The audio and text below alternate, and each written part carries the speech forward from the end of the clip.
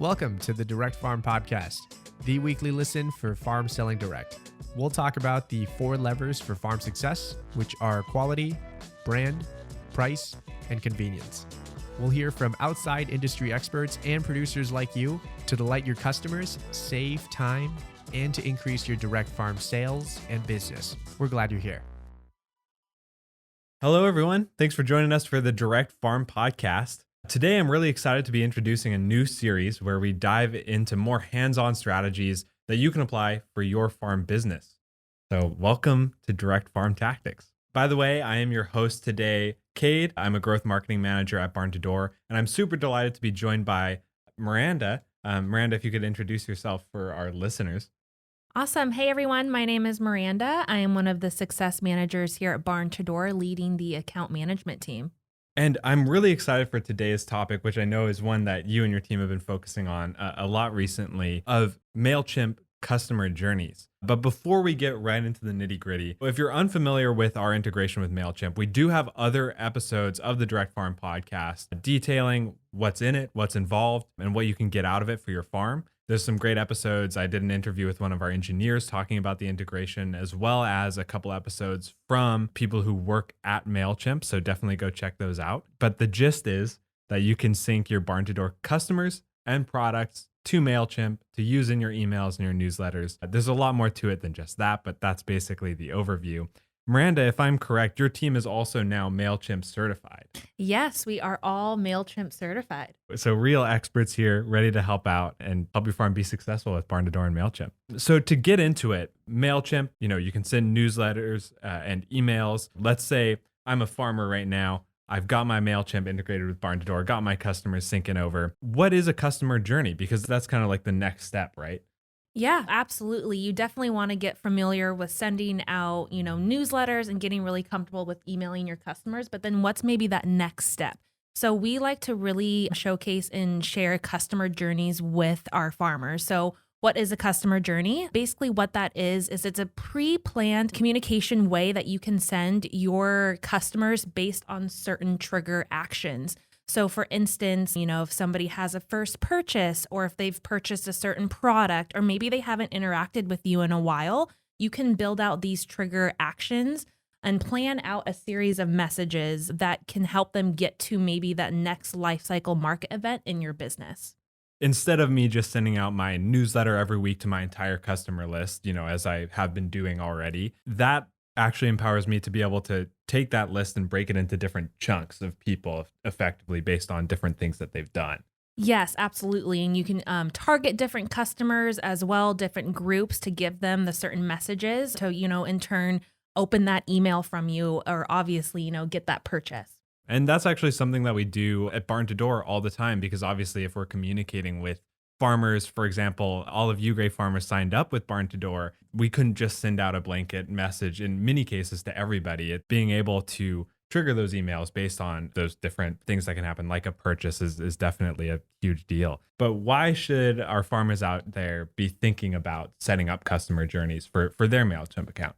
Yeah, great question. I know we have never met a farmer who has extra time on their hands. And so, let the software do it for you. It's a great way to kind of take another item off of your plate, set up automations where emails are going out when you're out in the field doing your daily chores. Believe it or not, that's a huge time saver for you. Yes, you might have to dedicate some time in the beginning to get this all set up. But again, have those emails go out while you're working out on the farm. Yeah, and that is huge in marketing. Anything that you can do, even if there's that bit of initial investment, because any marketing you do will take that a little bit of, initial work to get it set up. But anything that you can automate, anything that can just keep running for you in the background, and you don't have to hit send on every single email or pick out each of those individual customers whenever they place an order or whatever it may be, then that is just huge from a time-saving standpoint. And if it ultimately ends up bringing you sales, then that's just money in your pocket, right? So that's great. Is there a certain size or type of farm that this is made for, or can it really be used for any type of farm? Honestly, I think it can be used for any type of farm, no matter how big, no matter how small. You can decide how complicated you might want to make the journey. Even if you just want to make a simple one, maybe people who haven't purchased in the past 30 days, or if they've purchased maybe a CSA and you want to build out a specific journey for those customers, you can easily do one in about 5 or 10 minutes. And if you have a bigger audience and kind of a longer journey that you want to create for maybe a bigger size farm, you can do so too. So it's up to you and what you're looking for to get out of this journey. Right. Yeah. And that totally makes sense. And that's definitely something we've seen at Barn2Door with our marketing as well. Even if you have a small audience to start, even if it's just, a single customer journey or whatever the example may be, that can really make a huge difference because, think about it yourself. If you're receiving emails in your inbox and they're personalized to you based on things that you have done versus if it's just a generic email blast that could get sent to anybody, you're definitely more likely to interact with that and engage with that, So same thing with your customers. Keep that in mind because that can really go a long way. And you can always expand it out later, right? Exactly. More targeted messaging, personalized messages really go a long way. How does this really help farms at the end of the day? I set up my customer journey. What can I expect to get out of it? What can happen is people are busy on their day-to-day, lives, and they might not see the emails that you're sending out or see your social posts and, targeting those customers and putting them in a specific journey to really grab their attention. I know it sounds cheesy, but having a fun question or emojis in your subject line, kind of that fear of missing out promo code to really grab their attention and boom, they're back and re-engaged. And so it's really cool to be able to get your customers back and, it might be a while. And then in turn too, you get those sales coming through again. And if you think about it, if you are listening to this podcast and you do already send out emails or newsletters to your customers, think about that percentage of people who don't open up your emails. It's always a big percentage, no matter what business you look at. Your open rates are never going to be 100%. There's always people who aren't engaging. And it can be really easy, if you think about it from your customer's perspective, just to scroll past or maybe they don't even open their email at all or just scroll past those newsletters you're sending because it's just another email and a sea of emails. But if you can do something like Miranda said with an emoji or a funny question or a promo code or, some kind of FOMO driving a subject line or fear of missing out, that can definitely re-engage people. And just them re-engaging from that one email can make them actually be re-engaged with your future newsletters as well, because they know that you have exciting, maybe funny or, promo or products that they'll be interested in to click on in the future. So definitely a great way to re-engage. And also love the call out and bringing in more sales for your farm, because at the end of the day, the big thing to keep in mind is that all marketing is ultimately to put more dollars in your pocket, to sell more of your products. So if you aren't getting those results, it's really not worth it. So definitely want to be able to get as many orders through as you can. But Miranda, tell me a little bit about how someone can actually get started setting up customer journeys, because it's definitely one thing to have your newsletter up and be sending that out once a week. But then how do I take that step to set up my first customer journey? Yeah, so I will say that it is part of the paid version in Mailchimp, but it is definitely worth it to see those results come through. Sometimes you just have to put in a little bit of time and a little bit of money to really see a big return. So how you kind of get started with Mailchimp is you just are in their automation section and you're in the customer journeys. But the really cool thing about Mailchimp is, especially if you're going to set up your first customer journey, they already have pre-built ones, which is really helpful, welcoming new contacts or sending to repeat customers or people who haven't purchased in a while. So that's a great start. But then if you have ideas of, maybe more advanced levels, you're able just to create a journey and kind of click and drag different triggers depending on what you're looking for and things like that. Even though it is a paid Mailchimp feature, just after an order or two, you can cover the cost of a month subscription to Mailchimp, no problem. So it easily pays for itself really quickly and is more than worth it to set up some automations like customer journeys. You can start with these templates that Mailchimp has created, even just run them straight out of the box. But if you want to start getting creative with it, you can kind of just adjust things like building blocks, like move things around, different, triggers to set up different emails and everything, and just kind of build up your own, as well as building up on top of the templates that Mailchimp already has. You don't have to be any kind of marketing expert to set it up. You can really just start from scratch with the assistance of the templates that they have in there. Absolutely. And honestly, it's really fun too. Yeah. Yeah. And I mean, it's even more fun when you start to see those sales come through, right? That's ultimately the best reward you can get for your marketing efforts. Do you have any examples of farmers who have been able to implement this and get any results from it? Yeah, no, absolutely. Actually, one of our farmers in California, he sells produce, and we decided let's maybe target customers who haven't purchased in the past 60 days. And so that was kind of our main starting point is how can we re-engage these customers again? And so what we decided to do after that is as we were building out our journey, that was kind of the first starting point. And as we began to build our journey path, we decided there was going to be one path with customers that have opened his past 5 campaigns and then another path with people that hadn't.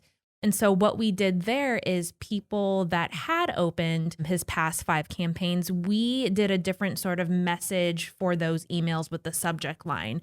We kind of said something fun along the lines of caught you looking with fun eye emojis, because, that definitely is going to grab the attention. Yeah, definitely.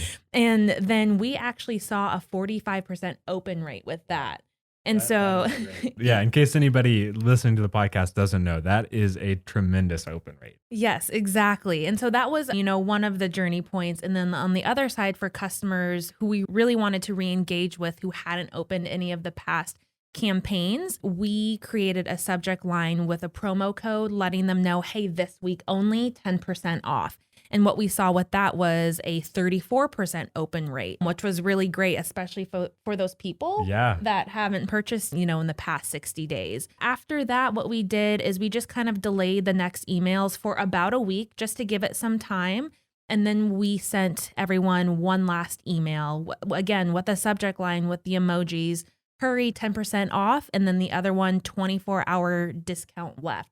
So really to create that fear of missing out from that great deal. And we saw, again, a 45% open rate on those. Yeah, for those people in the branch of your customer journey there who weren't engaging, it's easy to get in the rhythm of, not today, I was busy today. Maybe next week I'll place my order. I'm too busy. But then when you get that email that says there's a promo code that's expiring in 24 hours, you better place your order now. That clearly can kick some people into gear and get them to place that order, which is awesome. Yeah, absolutely. I know for me, if I was going to see that email, I'm going to jump on that right away and make sure I secure that purchase. Because again, we are all so busy and, maybe we see the first email and then we might forget about it. But then if you remind your customers again, hey, 24 hours left, you will really see that increase in those sales. Yeah, and that's awesome. And those are people now who are re-engaged who weren't opening emails recently. Exactly. And the best part of it all is he saw a 35% boost in sales. Wow. With that customer journey that we built out. And the awesome thing about Mailchimp too is because we created this customer journey, so we are now able to have it ongoing. So this is going to go out to all customers who don't purchase in 60 days. What? 35% increase in sales is easily going to pay for the cost of a Mailchimp subscription and then some, of course. And on top of that, now this customer journey, like Miranda said, is just running. You don't have to go in each week and manually send the emails, or it's just going on its own. And you can just see the open rates increase and just see the money to come through. So this is marketing gold right here for sure.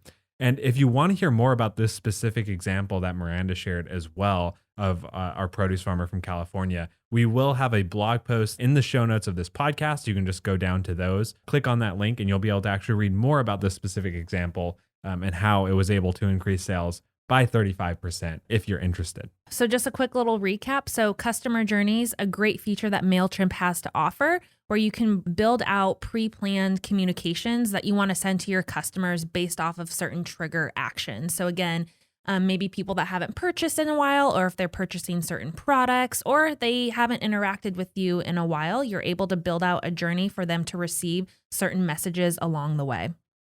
Yeah. So if you're listening to this, you're sending out your weekly newsletters and you're using Mailchimp to send out those regular emails, but you haven't taken this next step to that automation, those customer journeys, seriously consider it. And I'd highly encourage you to play around with it, because even if you try it out and you find you don't like it, you can always go back. But if you find out that it works for you really well, then hey, that's the whole new marketing automation that you can set up and leave running, and you won't even have to think about it. It'll just bring in sales for you. Well, thanks everyone for tuning in to the Direct Farm podcast for our first episode of our Direct Farm Tactics series. And thank you, Miranda, for joining me and explaining customer journeys to all of us. Yeah, thanks for having me. Absolutely. And again, for anyone listening who wants to learn more about customer journeys, we're going to have that customer journey blog post linked in the show notes below, as well as many other resources that you can check out on Barn2Door and Mailchimp and how to get the most out of that integration. If you're eager to learn more about any other tactics that we have to offer, go to barn2door.com/resources for loads of content to read, watch, and listen. We'll see you guys next time.